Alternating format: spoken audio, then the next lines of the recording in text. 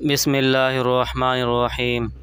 شروع کرتا ہوں اللہ کے نام سے جو بڑا مہربان نہایت رحم والا ہے۔ یوسف آج پھر کام سے دیر سے آیا تھا، البتہ وہ اپنی بیٹوں کے لیے کھلونے لانا نہیں بھولا تھا۔ اب وہ انہیں کھیلتے دیکھ کر خوش ہو رہا تھا اور کبھی کبھی ان کے ساتھ کھیلنے بھی لگ جاتا۔ فائزہ جو کھانا پکانے میں مصروف تھی، اچانک اس کی نظر اپنی بیٹیوں عائشہ اور فجر پر پڑی جو حسد بھری نگاہوں سے باپ اور بھائیوں کو دیکھ رہی تھی۔ فائزہ اتنی دور بیٹھ کر بھی ان کی آنکھوں کے آنسو دیکھ سکتی تھی۔ فائزہ کے دل میں یوسف کے لیے ناراضگی کے جذبات ابھرے۔ وہ جلدی جلدی کام ختم کر کے یوسف کے پاس آ گئی اور پوچھنے لگی، عائشہ اور فجر کے لیے کیا لائے ہو؟ یوسف نے حیرانی سے فائزہ کی طرف دیکھا اور کہنے لگا، میں ان کے لیے کیا لاتا؟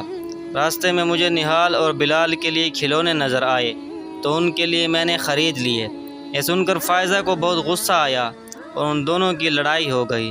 ہر دفعہ یوں ہی ہوتا، یوسف نہال اور بلال کے لیے ضرور کچھ نہ کچھ لاتا، بیٹیوں کے لیے شاذ و نادر ہی کبھی کوئی چیز لاتا تھا۔ فائزہ کو اب یقین ہوتا جا رہا تھا کہ یوسف بیٹیوں کی نسبت بیٹوں سے زیادہ پیار کرتا ہے اور عائشہ اور فجر باپ کے پیار کو ترستی ہیں۔ یہ سوچ کر فائزہ کے دل میں دماغ پر اس طرح حاوی ہوئی کہ اس کے دل میں نہال اور بلال کے لیے شدید نفرت پیدا ہونے لگی۔ وہ بلال اور نہال سے نفرت کا اظہار کرنے لگی، لیکن یوسف کی وجہ سے چپ ہو جاتی۔ یوسف فائزہ کے اس رویے سے سخت پریشان تھا۔ اس کو سمجھ نہ آتی کہ فائزہ بچوں کے ساتھ کیوں ایسے پیش آتی ہے۔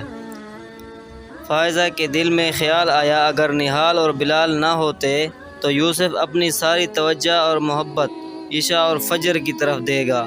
اب وہ ہر وقت یہی سوچتی رہتی اور ہر کام غائب دماغی سے سر انجام دیتی۔ فائزہ کی مسلسل غائب دماغی کی وجہ سے یوسف نے اس سے بات کی کہ ایسا کیا مسئلہ ہے جس کی وجہ سے وہ پریشان ہے۔ وہ ہر دفعہ بات ٹال دیتی۔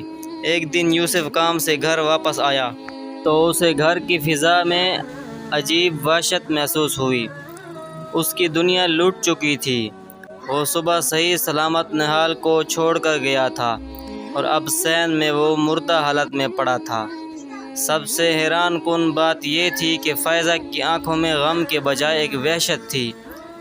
ابھی وہ اسی صدمے میں ہی تھا کہ چند مہینوں بعد یوسف کو اپنے 4 سالہ بیٹے بلال کی اچانک موت کی خبر ملی۔ یوسف کو یقین ہی نہیں آ رہا تھا کہ اس کے دونوں بیٹے اس دنیا میں نہیں رہے۔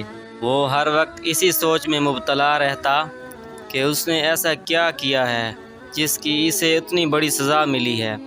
اسے کبھی کبھی اپنی بیوی پر شک ہوتا، شاید بیٹوں کی موت میں اس کا کوئی ہاتھ ہے، لیکن وہ یہ سوچتا کہ کوئی ماں کبھی اپنے بچوں کو قتل نہیں کر سکتی۔ فائزہ کو ہر وقت اپنا سانس گھٹتا ہوا محسوس ہوتا۔ اسے لگتا کہ اس کے بچے اسے بلا رہے ہیں۔ وہ رات کو اٹھ کر چیخیں مارتی۔ فائزہ کو اپنے بچوں کی روح نظر آتی۔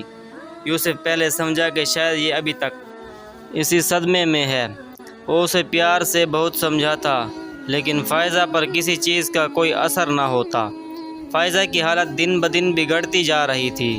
یوسف نے کافی علاج کروایا لیکن بے سود رہا۔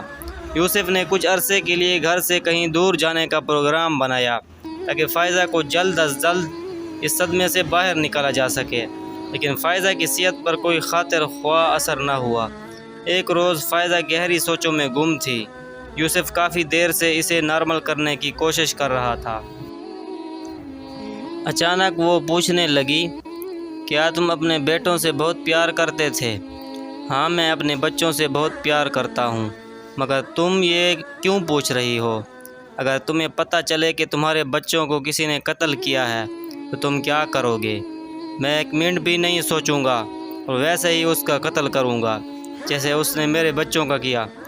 اس روز کے بعد فائزہ مزید ذہنی دباؤ کا شکار ہوتی گئی۔ اب وہ ہذیانی کیفیت میں اپنے بیٹوں کو یاد کرتے ہوئے ایسی باتیں کرتی جن سے یوسف کے دل میں پھر شک پیدا ہونے لگا۔ ایک دن یوسف معمولی سی جلدی گھر آ گیا۔ فائزہ ایک اونچے ٹیلے پر بیٹھی ادھر ادھر دیکھ رہی تھی کہ اچانک اس کی نظر عائشہ اور فجر پر پڑی جو اپنے باپ کے ساتھ کھیلنے میں مصروف تھیں۔ یہ دیکھ کر فائزہ کو خوشی محسوس ہوئی، ساتھ ہی ساتھ اسے اپنے بیٹوں کی شدید کمی بھی محسوس ہوئی۔ اسے ہر جگہ نہال اور بلال کی آوازیں اور شعلے نظر آنے لگے۔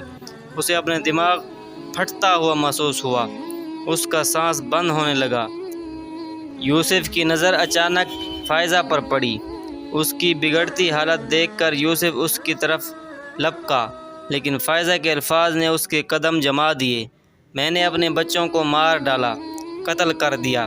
میں نے اپنے بیٹوں کو۔ یوسف نے نفرت بھری نگاہ پر فائزہ پر ڈالی اور پوچھا، تم یہ سب کیسے کر سکتی ہو؟